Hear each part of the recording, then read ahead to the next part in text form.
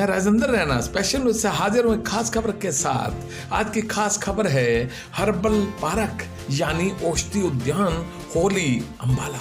इस herbal park की हालत को देखकर सहज ही अनुमान लगाया जा सकता है कि जनता की गाढ़े खून पसीने की कमाई को किस कदर उड़ाया गया है।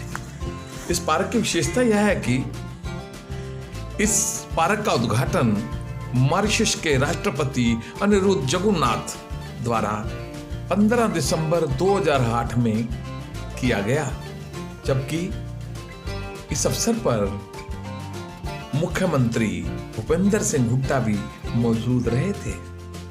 लेकिन इस पार्क की हालत को देखकर ऐसा नहीं लगता कि इस पार्क का उद्घाटन किसी विदेशी राष्ट्रपति ने किया।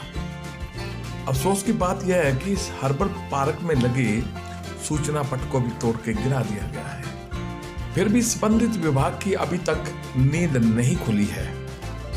इस पार्क में बने वन चेतना केंद्र की बिल्डिंग पे कर नजर डालें तो आप सहज अनुमान लगा सकते हैं कि इस बिल्डिंग की कितनी दुर्गति हो रही है। इतनी बड़ी बिल्डिंग और इतने पैसे खर्च करने के बाद बनी इस बिल्डिंग की हालत देखकर ऐसा लगता है कि यहाँ अंधे पीसे कुत्ते खाएं की कहावत बिल्कुल चिरतार्थ हो रही है। कमरों के अंदर पड़े टूटे फूटे डस्टबिन कहीं या खिलौने चीख चीख कर कह रहे हैं कि उनका प्रयोग नहीं दुरुपयोग हुआ है। इस हर्बल पार्क की बदहाली का जिम्मेदार कौन है, यही जानने के लिए स्पेशल न्यूज ने गांव होली के सरपंच को फोन किया और उनसे बात की। तो उनका कहना था कि उन्होंने इस बारे जब खंड विकास अधिकारी से पूछा था तो उनका कहना था कि ये फॉरेस्ट डिपार्टमेंट, लेकिन जब फॉरेस्ट डिपार्टमेंट से पूछा गया तो फॉरेस्ट डिपार्टमेंट का ये कहना था कि हमारा तो फर्ज लगवा के देना था। उसके बाद इसकी देखभाल संभाल तो ग्राम पंचायत को ही करनी। सन 2008 में गांव होली के सरपंच ईश्वर दयाल का कहना है कि ये सही है कि इस हर्बल पार्क को वन विभाग द्वारा लगवाया गया है और 2 साल तक वन विभाग ने इसकी देखभाल की है।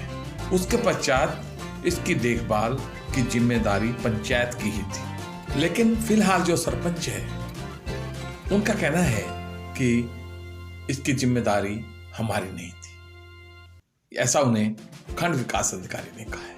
खैर, जिम्मेदारी किसकी थी किसकी नहीं, लेकिन इतना जरूर है उस वक्त राष्ट्रीय ग्रामीण रोजगार गारंटी योजना के तहत लगवाई गई यह हर्बल पार्क किसी काम की नहीं रही। इस पार्क की बदहाली का जिम्मेदार कौन है ये जानना जरूरी हो गया है, क्योंकि इस पार्क पर जनता की गाढ़ी कमाई यानी कि खून पसीने की कमाई लगी ने इसे तैयार करवाया और फिर इसके रख रखाव में इतनी कोताही क्यों बरती गई है। कहने को तो यहाँ वन चेतना केंद्र भी बनाया गया है, लेकिन उस केंद्र का हाल हम आपको दिखा चुके हैं। ऐसी स्थिति में इसका जिम्मेदार कौन है ये जानना बहुत जरूरी है। स्पेशल न्यूज बात का बतंगड़ नहीं बना रहा है, लेकिन सच तो हम कहेंगे।